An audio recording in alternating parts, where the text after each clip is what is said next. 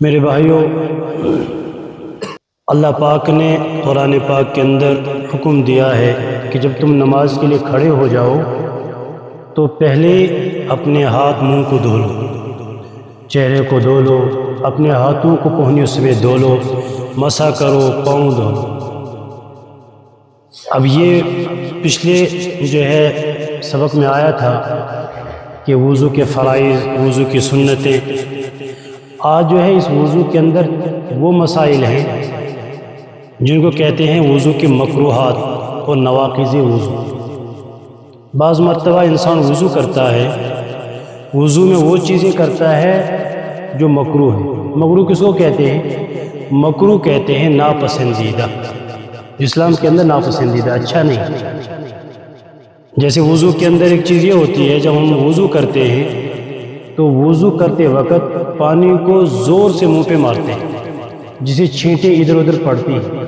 یہ وضو کے اندر مکروہ ہے۔ دوسرا مکروہ کیا ہے؟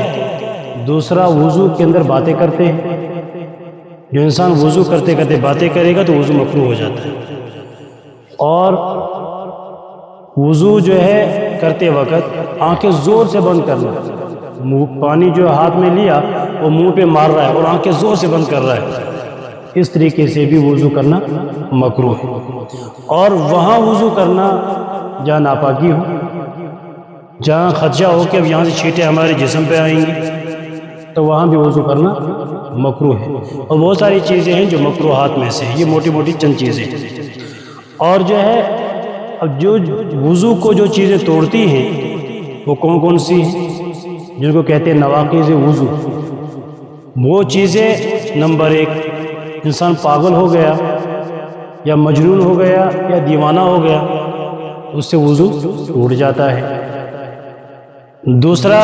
نشہ آور چیزوں سے، جیسا نشہ کرتا ہے وہ نشہ آور چیزیں، ان نشہ آور چیزوں سے وضو ٹوٹتا ہے جن نشہ آور چیزوں کھانے سے انسان بہکی بہکی باتیں کرتا ہے، یعنی انسان کو ہوش حواس نہیں رہتا ہے، ادھر ادھر کی باتیں کرتا ہے۔ پھر وہ کوئی بھی نشہ ہو، وہ کوئی بھی نشہ ہو جسے انسان بہکی بہکی باتیں کرے، اس سے انسان کا وضو ٹوٹ جاتا ہے، اس نشے سے انسان کا وضو ٹوٹ جاتا ہے۔ اسی طرح جو ہے منہ سے جو ہے الٹی آ گئی، اتنی الٹی آئی کہ جس کو کہتے ہیں منہ بھر کے الٹی آنا، منہ بھر کے الٹی آئی، اس کا وضو بھی ٹوٹ گیا۔ اگر تھوڑی سی الٹی آئی اسے وضو نہیں ٹوٹا، لیکن اگر تھوڑی سی الٹی آئی بعد میں اور تھوڑی سی آئی، تھوڑی تھوڑی کرتے کرتے اتنی الٹی آ گئی ہے، اگر اس کو جمع کیا جائے تو یہ سمجھے کہ پورا منہ بھر کے آیا، اس سے وضو ٹوٹ جاتا ہے۔ اب منہ بھر کی الٹی کس کو کہتے ہیں؟ منہ بھر کے الٹی اس کو کہتے ہیں جو مشقت کے ساتھ آئے، جو الٹی مشقت کے ساتھ آئے اسے وضو ٹوٹ جاتا ہے، جو بغیر مشقت کے آئے اسے وضو نہیں ٹوٹتا۔ وہ الٹی آئے جیسے کبھی کبھی اندر سے جو ہے پتلا پانی جیسے آتا ہے نا، وہ کھٹا پانی جیسا آتا ہے، اسے وضو نہیں ٹوٹتا، ڈال دیے تھوڑا سا، اسے وضو نہیں ٹوٹا۔ لیکن ایک جو ہے الٹی جو ہے مشقت کے ساتھ آتی ہے، اندر جو ہے دبانا پڑتا ہے، جب جیسے بس میں سوار ہوتے ہیں، گاڑی میں سوار ہوتے ہیں، مشقت کے ساتھ جو الٹی آتی ہے وہ منہ بھر کی ہوتی ہے، اسے وضو ٹوٹ جاتا ہے۔ اسی طرح جو ہے نماز کے اندر زور سے ہنسنے سے، انسان نماز کے اندر کھڑا ہے تو زور سے ہنس رہا ہے، اتنا زور سے ہنس رہا ہے کہ پاس والا سن رہا ہے، اس سے وضو بھی ٹوٹ جائے گا، نماز بھی ٹوٹ جائے گی۔ اب ہنسنے کے تین طریقے ہیں، ایک کو کہتے ہیں تبسم، ایک کو کہتے ہیں قہقہہ۔ تبسم صرف جو ہے مسکرانا، جس کو کہتے ہیں ہماری زبان میں، صرف جو ہے جبڑوں کو جو ہے دائیں اور بائیں گھمانا، اس طرح، اسے کیا کہتے ہیں؟ تبسم۔ اسے نہ نماز ٹوٹتی ہے نہ وضو ٹوٹتا ہے۔ دوسرا تبسم، دوسرا کہتے ہیں قہقہہ، اس سے نماز بھی ٹوٹ گئی، اس کو کیا اتنے زور سے ہنسا پاس والا سن لے، اس سے نماز بھی ٹوٹ گئی اور وضو بھی ٹوٹ گئے، دونوں ٹوٹ گئے۔ اور جو ہے چوتھا چیز ہے کہ پورے بدن میں سے کہیں سے بھی کسی چیز کا نکلنا، خون ہو، خون جو ہے قطرہ ہو یا تھوڑا سا ہو، جتنا بھی ہو، جسم کے کسی جگہ سے خون کا اگر نکل گیا، اپنی جگہ سے نکل کر تھوڑا سا بہہ گیا تو وضو ٹوٹ گیا۔ بعض مرتبہ کیا ہوتا ہے، خون نکل گیا، سردیوں میں کیا ہوتا ہے، خون نکلا اپنی جگہ رہا اور نکلا وہ سوکھ گیا، سوکھنے کے بعد جو ہے اوپر سے اٹھ گیا تو ختم ہو گیا، تو اس سے وضو نہیں ٹوٹا، اپنی جگہ رہا اور سوکھنے کے بعد جو ہے وہ جو ہے کھرچ لیا ختم ہو گیا، اسے وضو نہیں ٹوٹا۔ کیوں؟ اس لیے کہ اپنی جگہ سے بہا نہیں۔ جب خون اپنی جگہ سے بہہ جاتا ہے یا پیپ نکل کر اپنی جگہ سے بہہ گیا تو وضو ٹوٹ جاتا ہے۔ اسی طرح جو ہے انسان سویا ہے یا جو ہے بیٹھا بیٹھا سویا ہے یا جو سجدے میں گیا وہاں سو گیا یا جو ہے اتحیات میں بیٹھا وہاں نیند آئی، جس سے وضو نہیں ٹوٹتا۔ کیوں؟ وضو سونے سے اس وقت ٹوٹتا ہے، اس سونے سے وضو ٹوٹتا ہے جس سونے سے انسان اپنی حیثیت میں نہیں رہتا ہے۔ مثال کے طور پر انسان سویا ہوا ہے، ایک ہاتھ کو زمین پہ رکھا ہے، اس طرح سویا، کوئی اگر ہاتھ کو اٹھا لے تو وہ گر جائے تو گویا کہ یہ اپنی حیثیت میں نہیں ہے، تو گویا کہ سہارا لگا کر سونا، ہاتھ کو زمین پہ رکھ کے سو گیا یا چت لیٹ کر سو گیا یا ٹیک لگا کے سو گیا، ان حالتوں میں سونا جس سے اس چیز کو ہٹا لیا جائے، انسان گر جائے۔ اگر دیوار میں سویا ہے یا تکیہ لگا کے سویا ہے، پیچھے سے ہٹا لیے تو گر جائے گا، گویا کہ اس سے وضو ٹوٹ جائے گا۔ یا ہاتھ کو زمین پہ رکھا ہے، ٹیک لگا کے سویا ہے، اس نے اگر ہاتھ کو اٹھایا ہے تو یہ گر جائے، گویا کہ اس سے وضو ٹوٹ جائے گا اس لیٹنے سے۔ گویا کہ اگر اتحیات میں بیٹھا ہے یا سجدے میں نیند پڑ گئی، اسے وضو نہیں ٹوٹتا ہے۔ وضو ٹیک لگا کر سونے سے یا چت لیٹنے سے ان سے وضو ٹوٹ جاتا ہے۔ ایک اور اہم مسئلہ ہے کہ اب جو ہے ایک اور چیز ہے جو ہے آگے سے یا پیچھے کے راستے سے ہوا کا نکلنا، پیشاب کے قطرے کا نکلنا یا اور کسی چیز کا، دونوں راستوں سے کسی بھی چیز کا نکلنا، کوئی بھی چیز ہو، پیشاب ہو، پانی کا قطرہ ہو، پیشاب کا قطرہ ہو، مزید کوئی بھی قطرہ ہو، ہوا کا نکلنا ہو، اسے وضو ٹوٹ جاتا ہے۔ لیکن بعض مرتبہ کیا ہوتا ہے کہ انسان بیمار ہوتا ہے، بیماری کی وجہ سے پیشاب کے قطرے نکلتے رہتے ہیں، بیمار ہوتا ہے، بیماری کی وجہ سے نکلتے رہتے ہیں، اس کا کیا حکم ہے؟ اس کے لیے یہ ہے کہ وہ جیسے نماز کا وقت داخل ہو جائے، یہ معذور آدمی کے لیے، بیمار آدمی کے لیے، جیسے نماز کا وقت داخل ہو جائے وضو کر لے، وضو کرنے کے بعد اس جو پیشاب کے قطرے نکلے اس کو دھو لے اور پیشاب کی جگہ کو بھی دھو لے، وضو کر لے۔ اب جو ہے نماز تک اب جو اس کے قطرے نکلیں گے تو جو ہے وہ معذور ہے، اس کی نماز ہو جائے گی۔ کیوں؟ اس لیے کہ وہ معذور ہے، بیمار ہے۔ لیکن جب دوسری نماز داخل ہوگی تو دوسری نماز کے لیے اس کو دوبارہ وضو کرنا پڑے گا، اور جہاں کپڑے پر پیشاب لگا تھا قطرے، اس کو بھی دھونا ہے اور جو ہے دوبارہ سے وضو کرنا ہے دوسری نماز کے لیے، یہ معذور کے لیے۔ ایک اور اہم مسائل، بعض مرتبہ انسان وضو کرتا ہے، وضو کرتے وقت کلی کرتا ہے، اور کلی میں کرتے وقت منہ سے خون آتا ہے، دانتوں سے خون نکلتا ہے، تو کتنا خون نکلے گا وضو ٹوٹ جاتا ہے۔ منہ سے اتنا خون نکلے جس سے ہم نے جب تھوکنے سے یہ پتا چلا کہ خون جو ہے تھوک پر غالب ہو گیا، خون تھوک پر غالب ہو گیا، تھوکا تو دیکھا کہ تھوک نہیں ہے، پورا خون ہی نظر آ رہا ہے، وضو ٹوٹ گیا۔ یا کیا ہوا کہ تھوک اور خون آدھا آدھا ہے، کتنا ہے؟ آدھا، تب بھی وضو ٹوٹ گیا۔ اگر تھوک زیادہ ہے خون کم ہے پھر وضو نہیں ٹوٹا۔ وضو دو صورت میں وضو ٹوٹے گا، خون میں، منہ سے خون آنے کی صورت میں، تھوک میں جب آیا یا تو غالب ہوگا یا برابر ہوگا تب بھی ٹوٹے گا، غالب ہوگا تب بھی ٹوٹے گا، کم ہوگا تھوک سے کہ وضو نہیں ٹوٹتا ہے۔ اور جو ہے اب جو ہے انسان جب وضو کرتا ہے تو وضو کا طریقہ کیا ہے؟ کیسے وضو کرے؟ اب انسان جو ہے سب سے پہلے جب وضو کے لیے جو ہے لوٹے میں پانی لے، اگر نل لگا ہے تو جو ہے نل تو قبلے کی طرف لگا ہوگا، تو یا قبلے کی طرف لگا ہوا نہیں، جہاں لگا ہے وہاں بیٹھ جائے،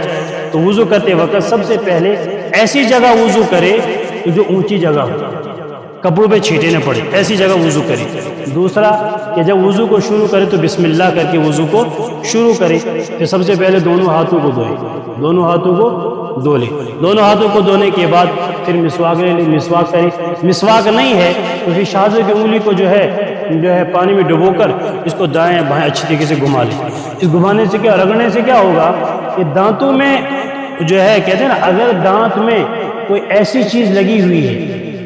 جس سے پانی وہاں نہیں پہنچتا ہے، جو غسل کے اندر ہے، یہ تو سنت ہے وضو کے اندر، لیکن کہتا ہے اگر غسل کے اندر ایسا ہوا، دانت کے ایسی چیز لگی ہوئی ہے جس سے اندر پانی نہیں پہنچتا ہے تو وہ غسل نہیں ہوگا، کیوں کہ غسل میں کلی کرنا فرض ہے، اسی لیے جو ہے کہتے ہیں اس کو رگڑو، کیا کرو، وضو کے اندر، وضو کے اندر سنت ہے، کلی چھوٹ بھی گئی تب بھی وضو ہو جائے گا، لیکن سنت ہے اس لیے جو ہے اس کو رگڑنا ہے، اور جو ہے یہ تو مسواک کا کام دے گی۔ اس کے بعد کلی کر لی، پھر ناک میں پانی ڈالا، ناک میں پانی ڈالا نرم ہڈی تک، اور بائیں ہاتھ سے ناک کو صاف کرنا ہے، بائیں ہاتھ سے ناک کو صاف کرنا ہے، اور ناک کو صاف کیا، اس کے بعد جو ہے سب سے پہلے ہاتھ کو دھو لیا، اس کے بعد جو ہے چہرہ دھونا ہے۔ اب چہرہ دھوتے وقت دعا یاد ہو، اللہم بید وجہی یوم تبیض وجوہ وتسود وجوہ، وضو کی دعائیں یاد ہے تو وہ پڑھ لیں، یاد نہیں ہے تو پھر کیا پڑھنا ہے، اشہد ان لا الہ، ہر اعضاء کو دھوتے وقت اشہد ان لا الہ الا اللہ وحدہ لا شریک لہ واشہد ان محمد عبدہ ورسولہ، یہ آسان سب کے لیے ہے، لیکن جس کو یاد ہو وضو کی دعائیں پڑھے، جس کو یاد نہیں ہے تو ہر اعضاء دھوتے وقت شاید دوسرا کلمہ پڑھ لے، اشہد ان لا الہ الا اللہ وحدہ لا شریک لہ واشہد ان محمد عبدہ ورسولہ۔ پھر جو ہے پورا چہرہ دھوئے، ایک جو ہے پیشانی کے بعد ٹوٹی گئی ایک کان کی لو سے دوسری کان کی لو تک، بازو کو دھونا ہے، کہ بازو کو جو پورا کوہنیوں سمیت دھونا ہے، دونوں بازو کو دھونا ہے، اور پھر جو ہے اگر چہرہ جب دھویا ہے تو داڑھی کا کھلال کرنا ہے، داڑھی کا کھلال کرنا ہے، اس طرح بھی کرنا ہے، نیچے سے بھی کرنا ہے کہ پانی جو اچھی طریقے سے پہنچے۔ اگر داڑھی گھنی ہے، داڑھی گھنی ہے تو گھنی کیا مطلب، اتنی داڑھی گھنی ہے کہ جو ہے جس کو کہتے ہیں گھنا پن، اس کے بہت زیادہ گھنی داڑھی ہوتی ہے، اگر اندر پانی نہیں پہنچتا ہے تو جو ہے اندر پہنچانا ضروری نہیں ہے، چلو کھلال کرنا، لیکن اگر گھنی داڑھی نہیں ہے تو پھر اندر کھال تک وضو کے اندر چہرے کے اندر پانی پہنچانا فرض ہے، ضروری ہے، اگر پانی نہیں پہنچے گا کھال کے اندر، کھال کے تک تو جو وضو نہیں ہوگا، اس لیے جو گھنی داڑھی اگر ہے کھلال کا وضو کر لیا، چہرہ دھو لیا، تو اندر پانی نہیں پہنچا کوئی حرج نہیں، کھلال کر لے تو جو ہے اس کا جو ہے فرض ادا ہو گیا۔ اس سے جب بازو دھو لے، بازو دھوتے وقت بھی ہاتھوں کے انگلیوں کا کھلال کر لے، ہاتھوں کے انگلیوں کا کھلال، کبھی کبھی کیا ہوتا ہے ان کے اندر پانی جو ہے نہیں پہنچتا ہے، اور کبھی پانی پہنچ جاتا ہے، ایک کھلال کرنا ہے سنت ہے، مستحبات میں بھی لکھا ہے، اس لیے جو ہے کھلال بھی کر لیں، اس سے کیا ہوگا، اس سے ثواب زیادہ ملے گا، ثواب زیادہ میں ہمارے مفتی صاحب سب یوں کہتے فرماتے تھے جو کہتے بھائی جو مستحبات کیا ہیں، یہ جو ہے اگر ان کو کریں گے تو کیا ملے گا، کہتے بھائی دیکھو اگر تم چائے پیو گے، ایک کڑوی چائے، ایک دودھ والی، کڑوی پی اس کو بھی چائے بولتے، اس کو بھی چائے بولتے، لیکن مزہ دودھ والی چائے، مزہ دودھ والی چائے میں، کڑوی چائے میں مزہ نہیں ہے، دودھ والی چائے سے مزہ ہے، اس میں سب کچھ ڈالا ہے، وضو میں سنتیں بھی ادا ہوں گی، مستحب بھی ادا ہوں گے، مکروہات سے بچیں گے بھی تو ثواب زیادہ ملے گا۔ اسی طریقے سے پھر جو ہے جب پاؤں کو جب مسح کرے، مسح کا طریقہ کیا ہے، پہلے والی 3 انگلی، ایک ہے فرض مسح، سر کے کسی حصے میں ہاتھ رکھ لو، فرض ادا ہو گیا، لیکن سنت طریقہ کیا ہے، جب سنت ادا کریں گے اس کے اندر فرض بھی ادا ہو جائے گا۔ سنت طریقہ کیا ہے، ان دونوں انگوٹھے اور اس بڑی والی انگلی کو انگوٹھے کے ساتھ میں جو کھڑا رکھنا ہے، ان انگلیوں کو ملا دینا ہے، ملانے کے بعد ان کو ملا کر یہاں سے لینا سیدھا پیچھے، اور پھر اب اس کا پانی اور اس کا پانی یہ ختم ہو گیا، اب رہا اس کا پانی، اب پیچھے سے واپس لایا، اب اس کا پانی بھی ختم ہو گیا، ان کا پانی بھی ختم، اب ان کا رہا، اس کو ڈالا کان میں، پورا اچھی طریقے سے گھمایا کان کے اندر، اور پھر جو ہے اب رہا اس کا پانی، اس کو کان کے پیچھے سے، کانوں کا مسح، اب رہا اس کا اور اس کا، اس کو کہتے ہیں گردن کا مسح۔ ہمارے مفتی نذیر صاحب جو ہے دامت برکاتہم العالیہ باہر گئے تھے، کہنے لگے ایک ڈاکٹر سے میری ملاقات ہوئی، اب میں نے وضو کیا، وضو میں میں نے جو ہے گردن کا مسح کیا، کہا حضرت تم نے یہ کیا کیا، یہ تو گردن کا مسح کیا، اب آپ کو معلوم ہے میں نے ریسرچ کی ہے، اس کے ساتھ کیا کہا کہ یہ جو گردن کا مسح ہے نا، اس کو کرنے سے بڑی بڑی بیماری سے بچتا ہے، اور ایک بیماری سے مرگی بھی ہے، اس سے انسان بچ جاتا ہے، گردن کا مسح، اس لیے جو ہے گردن کا مسح یہ ہے سر کا، پورے سر کا مسح کرنا، اس کے بعد جو ہے مسح کر لیا، پاؤں کو دھونا ہے، پاؤں کو پورے ٹخنوں سمیت دھونا ہے۔ اب یہ جو وضو کے اعضاء ہے، ان وضو کے اعضاء کے اندر کسی کوئی جو ہے کوئی چیز اگر چھوٹ گئی، یعنی کہیں کوئی بال سوکھا رہ گیا تو وضو نہیں ہوگا، وضو نہیں ہوگا، فرض اگر چھوٹ گیا وضو نہیں ہوگا، فرض وہ تو ہوگا ہی نہیں، لیکن اگر کوئی جگہ سوکھ گئی، جیسے مثال کے طور پر ناخن کے اندر، جسم کے اندر پینٹ لگا ہوا ہے، اس کے اندر پانی نہیں گیا تو وضو نہیں ہوا، لیکن انسان نے وضو کر لیا اور پھر جو ہے پینٹ دیکھا، اس کو اتارا، اسی کو دھو لیا، وضو ادا ہو گیا، فرض ادا ہو گیا۔ اب کبھی کبھار کیا ہوتا ہے، ایک بہت اہم مسئلہ ہے، کبھی کبھار کیا ہوتا ہے، انسان وضو کرتا ہے، وضو کرتے کرتے چہرہ دھو لیا، بازو دھو لی، وضو ٹوٹ گیا، ہوا نکل گئی، کبھی مسح بھی کر لیا، پاؤں دھو رہا ہے، ہوا نکل گئی، اب کیا کرے گا؟ کیا وضو کرنا ہے یا دوبارہ سے وضو کرنا؟ وضو ٹوٹ گیا، اب دوبارہ سے وضو کرنا پڑے گا، دوبارہ سے وضو کرنا پڑے گا۔ ہاں یہ اگر معذور آدمی ہے، معذور کے لیے الگ حکم ہے، لیکن انسان اگر صحیح سالم ہے اس کے لیے ہے کہ اگر وضو ٹوٹ گیا بیچ وضو کے اندر، اس کو دوبارہ سے وضو دوبارہ سے کرنا پڑے گا۔ اللہ پاک مجھے بھی آپ کو بھی کہنے سننے سے عمل کی توفیق عطا فرمائے۔ انشاءاللہ آئندہ جو آگے مسائل